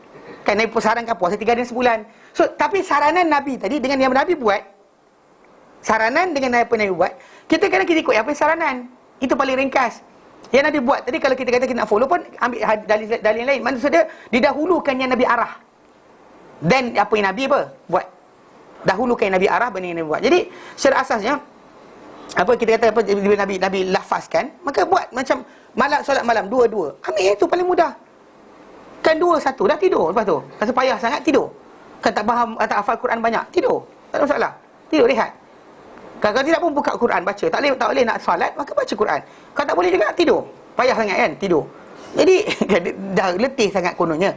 Okay, jadi secara asalnya kita kata lafaz Quran atau hadis Nabi tadi membolehkan untuk siapa saja beribadat tanpa kepayahan. Tapi bila orang tu start saja masuk, orang ni kata, orang tu kata, agaknya, barangkali, boleh jadi, kod-kod dan sebagainya, maka makin payah. Last sekali orang semayang, tak semayang malam, tak tahu niat pun ada. Kenapa tak semayang malam? Tak tahu niat. Macam ada tahajud, lepas tu ada hajat, lepas tu ada sikit, kan dia ada variety kan dah benda berkenaan. Sekali Nabi buat dua, itu je, tanpa variety kan. So, jadi bila orang tu pergi pecahkan, taubat dua, hajat dua, lepas tu kan tak tahu niat taubat. Masalah lagi. Lepas tu zikir munajat lepas taubat. Ada zikir munajat pula. Ada orang tak semayang malam pun, tak tahu zikir munajat pun ada. Kenapa tak buat? Tak tahu zikir munajat. Ya Latif tu, air tak hafal lah. Ya Latif, air tak hafal. Kan? Ataupun kena panggil ustaz yang best, suara sedap kan. Nangis-nangis sikit baru boleh buat solat. Masjid kan. Buat biasa je. Sebenarnya dua, betul balik lah. Bukan mesti anda kena panggil. Kalau dia kata anda hafal Quran, baca surah yang tertentu yang kita tak ada kat situ tentang syurga neraka, anda menangis. Alhamdulillah. Kalau tak ada, dan anda balik tu, imam baca apa? Pergi cek balik Quran. Itu cara dia. So maksud dia, kalau ikutkan dari segi arahan agama tadi, tinggalkanlah pencarian, perincian, banyak tanya dalam perkara tersebut. Sebab once kita start banyak tanya, dia akan ketat kata kita. Makin payah, makin sukar. Ikut pada literal tadi, pada apa yang Nabi ajarkan, cukup mudah. Tak payah berat-beratkan diri. Maksud, tak ada najis, anggap tak ada. Yang pergi detail, agaknya tadi jatuh sekian sebagainya. Atau sekian tu. Berjaga-jaga macam minum air tin dan sebagainya, kena jaga-jaga lah pasal kita possibility tikus kencing kat situ ada, dan pakailah straw. Dan sekarang ni main gogok macam tu saja adalah benda perkara yang apa, tak, jangan dibuat. Ini pasal benda tu banyak kali jadi. Jadi mungkin itu masalah kesihatan, bukan masalah keagamaan. Keagamaan tak ada masalah. Tak ada, anggap tak ada. Ada, kira ada. Jadi kes tak nak semayang, tak ada sejadah. Kenapa tak semayang? Tak ada sejadah. Orang perempuan, kenapa tak semayang? Tak ada telekung. Pakailah baju yang melayakkan anda solat. Itu satu benda kena jaga. Seorang wanita keluar dari rumah, yang dikatakan aurat dia, tak aurat dia kan, apa baju dia pakai, boleh dia semayang, itulah dia yang betul dia kena pakai. Apa benda pakai baju, tak boleh semayang. Kenapa? Nampak sini. Ada yang tak semayang. Dia tak patut pakai pun baju tadi. From the start, from the beginning, jangan pakai baju macam tu. Pakai baju melayakkan anda semayang. Tak ada telekung, semayang je lah. Kenapa tak semayang? Ada telekung tapi busuk. Aku masalah betul lah. Kau faham tak? Jadi once start masuk je, kelang kabut. Sejadah kena ada, tak boleh semayang. Kenapa? Kod agaknya barangkali boleh jadi. Mungkin. Kan? Mana tahu. Tuan rumah ni kat sini ke, ada anak dia kencing situ ke. Soalan, ada tak? Tak ada. Tak semayang je lah. Tapi lagi. Ni kena masalah Jaga, jangan buat benda ni. Ini adab kita dengan arahan Allah Ta'ala. Okey, seterusnya, memperolokkan hadapan orang ramai. Buat uluk-uluk. Mana macam kita mengejek-ngejek, macam orang tu kata sekian, kita buat macam tak tahu. Atau kita berikan statement yang menyebabkan dia jadi nampak macam dipermainkan. Perbuatan macam ni termasuk dari kejahilan, termasuk dari perbuatan jahil. Kerana itu, apabila berkata Bani Israel kepada Musa, atattakhiduna huzwa, adakah kau ambil kepada kami ni uluk-uluk? Kau ambil kami main-main ke? Pasal Musa AS suruh mereka apa? Izbahu baqarah, antadbahu baqarah, agar sembelih lembu. Seekor lembu betina. Lepas tu diorang jawab, qalu atattakhiduna huzwa, kau buat uluk-uluk dengan kami ke? Kau gurau dengan kami ke? Lepas tu Musa jawab apa? Qala a'udzu billahi an akuna minal jahilin. Aku berlindung Allah Ta'ala daripada jadi orang-orang yang jahil. Mana orang yang berpengetahuan, dia tak buat kerja memperolokkan orang ramai. Kan, trik orang, tipu orang sebagainya, permainkan orang, benda kita tak sepatut. Mana kita bergurau tak apa. Dalam Islam ni bergurau boleh. Tapi bergurau yang menyebabkan orang tu jadi macam diperbangangkan, diperbodohkan, tak boleh. Pasal bila buat perkara tadi, jahiliah, kita tergolong dengan orang yang jahiliah, atau dan kita ni ada kejahilan. Pasal setiap manusia ni ada kehormatan, ada respect. So kalau kata kita buat benda berkenaan, manusia ni kita pandang dia rendah dari kita boleh hina dia dan sebagainya, permainkan dia, maksudnya kita dalam diri ni ada masalah jahiliah. Pasal benda sama kalau kita kena pada kita akan apa? Marah. Kan by the time orang buat kepada kita marah. Kita buat pada orang tak apa. Ini jahiliah. Kalau manusia ni tidak sepatutnya memandang diri lebih daripada orang lain. Itu konsep asal. Dalam asas kita kata apa yang kita kata perangai-perangai jahiliah. Macam contoh macam bila mana Bilal bin Rabah dengan pernah sekali dia bertekak. Para sahabat Nabi SAW manusia biasa, sama-sama macam ni bertekak tu biasa. Kan? Ni sekian macam Umar kan, geram dengan sekian tumbuk jatuh tergolek. Biasa. Dia tumbuknya apa? Abu Hurairah, tumbuknya apa Abu Ubaidah bin Jarrah. Kan dengan kata-kata orang tu dia tumbuk. Jadi itu benda ni biasa. Mana di kalangan para sahabat berlaku pertelingkahan tu biasa. Bukan macam dia orang tak ada langsung rasa, tak. Biasa. Bahkan dalam hadis yang datang dalam hadis yang sahih datang, Nabi SAW pernah tegur bila mana Bilal bin Rabah dengan Abu Dzar Al-Ghifari, dia bertekak. Kemudian terkeluar daripada mulut Abu Dzar apa? Wahai anak perempuan hitam, something, anak perempuan hitam. Dia lafazkan macam tu.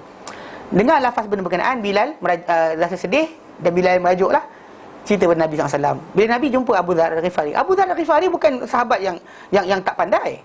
Dia balik kampung dia, satu kampung dia masuk Islam. Dan dia adalah di antara orang yang kena pukul awal kat Mekah bila menzahirkan Islam. Dia pukul. Tapi kata jangan dia buat juga. Dulu sikit. Pasal dia balik kampung dia masuk Islam, orang kampung dia. Dia masuk Islam, dia pergi balik kampung dia. Badai Ghifari dia balik, dia dakwah kampung dia, semua kampung dia masuk Islam. Dia balik Mekah, dia cakap kena pukul dengan orang Mekah. Pasal dia bukan orang tempatan kan. Bila orang tempatan ni kita nak pukul, pak saudara dia siapa, dia orang tahan diri. Tapi bila dia bukan orang Mekah, dia pukul dia. Darah dia kena pukul. Tapi cerita dia baik, dia bagus. Tapi yelah, biasa manusia kan. Kita kata, kita ni ada pride, kita ada sekian, tekak nak menang. Ustaz panggil macam tu. Tengok Facebook ustaz ni kadang-kadang lawak, dia tekak bukan. Okey. Saya tak bagi sebut nama, saya tak kata siapa, tapi faham sendiri. Okey. Jadi maksud dia memang tak jikis. Jadi bila dia terlafaz wahai anak perempuan hitam, Bilal mengadu pada Rasulullah SAW. Bila Rasulullah SAW jumpa dengan dia, jumpa Rasulullah SAW, Abu Dzar kena marah. Dan Abu Dzar kata apa? Tidak memadai engkau maki dia, engkau maki mak dia sekali. Dan kau refute dengan dia je lah. Yang mak dia masuk sekali apa pasal? Kan? Kau kata cukup dengan maki dia, kau maki mak dia sekali. Lepas tu Nabi kata, innaka mru'un fika jahiliyah. Engkau adalah orang dalam diri engkau ni ada jahiliyah. Bukan maksud menafikan iman. Karakteristik macam kita kata, macam bila Nabi kata barang siapa yang ada 3 sifat atau 4 sifat, kan? Maka di dalam diri dia ada sifat kemunafikan. Kalau 4 sifat tu dia ada, dia munafik tulen. Kalau dalam diri dia ada salah satu di antara 4 sifat tadi atau 3 sifat tadi, maka dalam diri dia ada sifat kemunafikan sehingga dia tinggalkan. Dia bercakap bohong, janji mungkir, kemudian amanah dia khianat, bila berbalah dia akan melampau. So benda-benda tu tadi dikira sebagai sifat kemunafikan. Belum munafik lagi, tapi karakter tu dah ada. Tu Nabi kata sehingga tinggalkan barulah tak ada dah. Jika tidak, dalam diri dia ada kemunafikan. Macam masalah dia dalam diri manusia ada jahiliah. Sejahiliah kita kat mana dampak dia? Pasal bila kita tekak dengan orang tu, kita nak menang, jangan jatuhkan dia punya kedudukan dengan apa? Masalah warna kulit dia. Atau apa? Mak dia siapa? Bapak dia siapa? Atau dia belajar mana? Awak debat dengan saya ni, awak ngaji mana? Tak payah. Ayat tu tak boleh. Yang gunakan ayat benda berkenaan. Wan kita buat benda macam tu, dalam kita ni ada jahiliah. Contoh kita ni MCKK. Kau ni sekolah high school setapak. Tak boleh. Tak boleh buat yang tu. Once kita buat yang tu, dalam kita ada jahiliah lah. Pasal ilmu tadi bukan datang dengan kedudukan kita sekolah mana. Ada orang sekolah yang paling best sekalipun, bangang ada juga. Ada orang sekolah yang tak pandai pun, sekolah corot pun, tapi dia orang genius pun ada juga.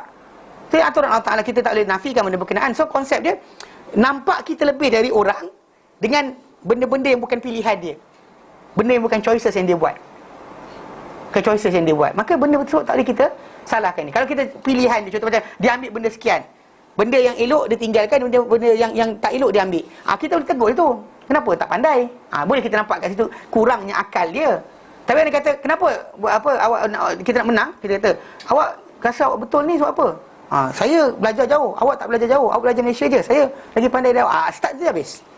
Itu dipanggil jahiliah.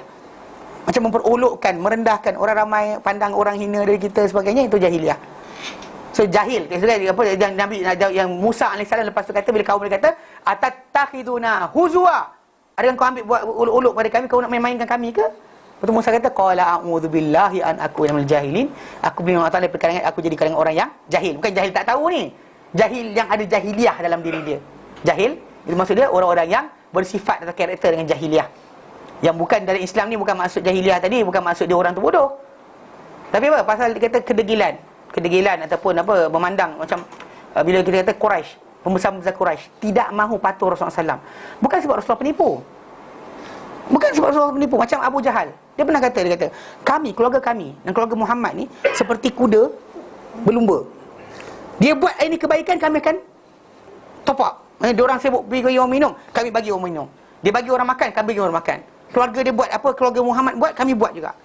Tiba-tiba satu hari, dia orang kata, keluarga Muhammad ni kata apa? Kami ada Nabi. Kami ada Nabi. Dia kata, bilalah keluarga aku pula nak dapat Nabi? Demi Allah, aku takkan beriman dengan dia. Dia tak nak beriman dengan sebab itu je. Pasal Nabi SAW kan, Allah tak jadikan kedudukan dia apa? Tak ada harta. Bapak mati, lahir-lahir anak yatim. Kedudukan dia terus jadi hilang. Besar. Betul, kemudian kita kata apa, tak pandai bersyair. Nabi tak pandai syair. Pasal pembesar Quraisy kemudiannya pandai syair. So Nabi tak pernah bersyair sepanjang 40 tahun Nabi hidup sebelum datangkan wahyu Allah Ta'ala. Tidak pernah mereka mendengar, tak diriwayatkan tentang Nabi dia bersyair. Ever. Tak pernah diajarkan. Jadi mana diorang, sedangkan diorang ni bangsawan, semuanya mulut mereka ni syair tu kat ujung gitu je. Kan dia menyampahkan orang ni, keluar syair. Menyampah, aku menyampah dengan kau. Mata dia macam kau. Dia akan kutuk dan karakteristik orang tu, dia akan syairkan. Sayang orang, dia syair. Menyampah orang, dia syair. Ini cara mereka. Cakap poetik kan, dia berpuisi cakap dia. Kutuk orang tu macam tu. Ya, dan diorang kedudukan mereka besar kat situ. So Muhammad SAW akan jadikan mereka dari segi konsep amanah, jujur dan sebagainya, apa, berani, tidak pernah berbohong. Diorang tahu. Maka bila Nabi kata, bila dalam Sahih Bukhari datang bila turun kan, wa anzir asyaratakal aqrabin, dan berilah berita gembira, dan peringatkanlah saudara-saudara kamu yang dekat. Bila Nabi SAW kan, dia naik atas Bukit Safa. Bukit Safa yang dipanggil orang ramai. Kan panggil keluarga dia ya Sabah, dipanggil orang ramai, orang-orang di Mekah. Lepas tu dia kata apa? Kalau sekiranya aku kata belakang bukit ni besok pagi akan ada datang tentera nak serang kamu, apa pendapat kamu? Orang ramai kata apa? Ma jarrabna alaika kadiban. Kami tak pernah test engkau bohong walau sekali pun, ever. Lepas tu Nabi pun kata, fa inni nadhirul lakum baina yadi azabin syadid. Maka kan macam tu, aku ni pemberi peringatan untuk kamu sebelum datang azab yang pedih, azab yang dahsyat daripada Allah Subhanahu Wa Taala. Dia cakap macam tu je, tu keluar. Bodoh kan? Nafikan. Bukan masalah ni, masalah dia orang cari ruang untuk jatuhkan Rasulullah SAW pada benda lain. Dia ni anak yatim, dia ni sekian, dia ni itu, dia cuma cari lain. Tapi dari asas Nabi sebagai orang yang tak pernah bohong, dia tak ada jawapan lain. Hatta lepas daripada hijrah sekalipun, lepas daripada hijrah Rasulullah SAW, ketika perjanjian Hudaibiyah dan sebagainya, lepas itu mereka tak pernah rasa kalau Rasulullah SAW ni pernah menipu. Hatta Khilafatul Makkah, Nabi SAW letak depan baginda semua orang Mekah yang dahulu, ini pernah bunuh sahabat dia, yang ini pernah bunuh keluarga dia, yang ini pernah bunuh semua sekali, yang pernah hina dia, semua ada depan dia. Dia kata apa? Ma tadununa an fa'alim bikum. Apa kamu rasa aku akan buat pada kamu? Lepas tu dia kata, apa dia jawab pada orang? Dia kata, akhun karim, ibnu akhin karim, khair. Dia kata, engkau ni saudara yang baik, anak saudara yang baik, engkau akan buat baik pada kami. Lepas tu Nabi kata, idhabu fa'antum mutlaqa. Pergilah, kamu semua ni bebas. Ini ketika itu yang penat turunkan Mekah, dan Nabi nak balas balik, semua ada. Tapi dia orang sendiri pun tahu Nabi tak akan balas. Jawapan mereka ketika itu adalah apa? Engkau ni saudara yang baik, anak saudara yang baik, kau akan buat baik. Kau akan buat baik. Dia tak pernah tahu bahawa Rasulullah SAW menipu. Tapi tajuk mereka tak nak percaya tadi sebab apa? Dia orang rasa ada orang lagi layak daripada Nabi. Macam Walid bin Mughirah, dianggap lagi pandai daripada Nabi pasal syair dia, kaya dia, harta dia, anak dia, kan? Bapa Khalid bin Walid, dan keluarga dia tu memang kita kata besar. So dia nampak kemuliaan pada lelaki ni. Dia nampak inilah orang yang patutnya. Macam surah Zukhruf, dia kata apa mereka sebut bukan kali ini, dia kata waqalu, dan mereka berkata laula nuzil hadzal Quran, kalaulah dia kata diturunkan Quran ini ala rajulin, ke atas seorang lelaki, minal qaryataini azim. Kalau ada Quran diturun pada seorang lelaki daripada dua kampung, dia dua Taif seorang, Uqbah bin Mas'ud, kemudian di Mekah Walid bin Mughirah. Diorang nak either one ni. Kalau Quran turun pada salah seorang diorang ni, hebat kata. Maksud dia bukan masalah benar atau tidak. Masalahnya Quran turun pada siapa? Kalau dia kata turun pada ni, hebat dia kata. Kalaulah turun pada orang-orang yang dia nak. Tapi diorang tak dapat, maka diorang sentiasa tolak Rasulullah SAW. Bukan sebab Rasulullah SAW tidak layak, tapi mereka kerana apa? Kerana mereka tak dalam diri mereka ni ada dah, dalam diri mereka ni yang panggil jahiliah apa? Mereka ada orang yang mereka idolakan berbanding Rasulullah SAW sendiri. Ni ayat yang ke-31 surah Az-Zukhruf. Wa qalu laula nuzila hadzal qur'anu ala rajulin minal qaryataini azim. Kalaulah Quran ni turun pada seorang lelaki daripada dua kampung. Ni di Taif, Uqbah bin Mas'ud. Di Mekah, Al-Walid bin Mughirah. Kalau turunlah azim. Maksudnya bukan dia tak, bahkan masalah Quran tak betul. Masalah dia apa? Tak turun pada orang yang diorang suka. Diorang expected pada orang ini. Jadi itu jahiliah. Itu jahiliah. Dia bukan masalah tak berpengetahuan, berpengetahuan. Hatta Abu Jahal tu dipanggil sebagai Abu Jahal sebab kata-kata dia lah. Pasal apa? Disebut tentang Rasulullah SAW. Dia kata apa? Inna la nukadzibu. Kami tak dustakan engkau. Kami tak kata engkau bohong, hai Muhammad. Walakin nukadzibu ma ji'ta bihi, tapi kami dustakan benda kau bawa. Engkau kami percaya. Benda kau bawa tu bohong. Dia jadi kontradik. Kita kata orang tu benar, tak menipu. Dia cakap itu. Jadi last sekali apa? Itu orang panggil dia gelaran Abu Hakam. Jadi Abu Jahal, dia opposite. Bukan sebab dia bodoh, tapi sebab apa? Sebab kata-kata dia kontradik. Mana cara dia menolak wahyu tadi, kebenaran wahyu tadi dengan cara yang amat rendah. Tanpa hujah, tanpa keterangan, dia tolak. Sebab apa? Sebab dia rasa keluarga dia lebih mulia, lebih layak daripada keluarga Rasulullah SAW. Itu cerita dia. Faham Okey. Seterusnya, wajib ke atas individu melakukan apa yang diperintahkan oleh Allah SWT. Bila Allah nyatakan faf'alu ma tu'marun, lakukanlah apa yang diperintahkan. Bila Allah kata pada Bani Israel kan, apa berkenaan dengan tajuk beliau kata qalu du'u lana rabbaka yubayyin lana ma hi. Mereka berkata doakanlah untuk kami Tuhan engkau, yubayyin lana ma hi, agar diterangkan kepada kami apakah lembu tadi. Lepas tu Musa kata qala innahu yaqulu innaha, sungguhnya dia berkata bahawa sungguhnya ia lembu tadi baqaratun, seekor lembu yang la faridun wala bikr, tidaklah tua, tidaklah muda sangat, awanum baina dzalik, pertengahan di antara itu. Ujung tu faf'alu ma tu'marun, buatlah, laksanakanlah apa yang kamu diperintahkan. So diperintah kepada kamu untuk buat, jangan tangkap banyak. Itu yang kita kata. Jadi kepada setiap individu yang Allah arahkan buat. Bukan kita bertanya tak buat. Tak buat lagi. Pasal sebenarnya bila datang Allah Taala untuk laksanakan, buat. Bukan untuk kita persoalkan, bukan untuk kita bincangkan, untuk memahami je kita tanya apa benda yang patut kita buat. Tapi dah faham, tinggalkan persoalan yang banyak, terus laksanakan tanpa sebarang apa kita panggil apa, dakwa-dakwi, dan menyebabkan benda tu ditangguhkan. So itu adab yang patut kita belajar daripada kisah ini. Jelas? Okay. Jadi 49 sampai 74. Jadi kita ambil, dan alhamdulillah dah sampai, dah habis berkenaan dengan tajuk apa, akhlak ataupun adab syariah yang ada dalam ayat tersebut. InsyaAllah nanti kita akan masuk pada aspek-aspek pentarbiahan. Aspek-aspek pentarbiahan. Mana yang kita katakan apa, yang tarbiyah yang akan kita perolehi daripada ayat berkenaan. Okey. B itu tukar jadi D. Asal jadi B jadi D? Saya silap. B jadi D. D. A, B, C, D ni ketiga. Pasal kita ambil akidah, hukum syarak, yang ini akhlak dan adab kan. Yang keempat D lah. Aspek tarbiyah jadi B macam ni pula. Okey. Salah tak Saya jadi betulkan ni. Siapa yang nota betulkan ni. Wallahu a'lam. Ada soalan? Yep. Tadi pada cerita pasal yang statement orang kata Nabi belajar daripada Warakah. Terus. Kita nak. Okey. Pertama sekali, Warakah bin Naufal dengan Nabi SAW tak berkenalan melainkan pada hari Nabi dapat wahyu. First thing first, Nabi tak dikenalkan dengan Warakah bin Naufal melainkan pada hari berkenaan. Dan Nabi SAW, kita kata apa, Warakah bin Naufal dalam apa ni kita ni asal dalam kabilah-kabilah Arab Quraisy dulu, yang keluar cari agama 3 orang je. Dan bahkan tak jadi bertukar pula orang Arab jadi Kristian lepas tu. 3 orang yang cari itu adalah Warakah bin Naufal, lepas tu seorang lagi Zaid bin Amr bin Nufail, seorang lagi nama dia saya tak ingat. Ada 3 orang. 3 orang ni tadi yang kalau kita buka dalam Sirah Nabawiyah Ibn Hisham atau Ibn Ishaq dia sebut bahawa mereka ni cari hidayah ketika zaman orang jahiliah tengah jahiliah. Orang jahiliah tengah blur kan. Pasal kenapa kita kata macam ni? Sebab orang Arab musyrikin Mekah dulu, mereka ni ada fahaman berkenaan ketuhanan. Sebab diorang tahu Allah Ta'ala Tuhan, tapi masalah dia associate dengan Allah Ta'ala benda lain. Sebab kenapa macam Kaabah itu kaitan dengan Ibrahim. Ya, diorang keturunan Ibrahim. Ya. Quraisy tu, daripada datuk mereka kedua yang ni kan, Adnan tu keturunan daripada Ismail alaihissalam.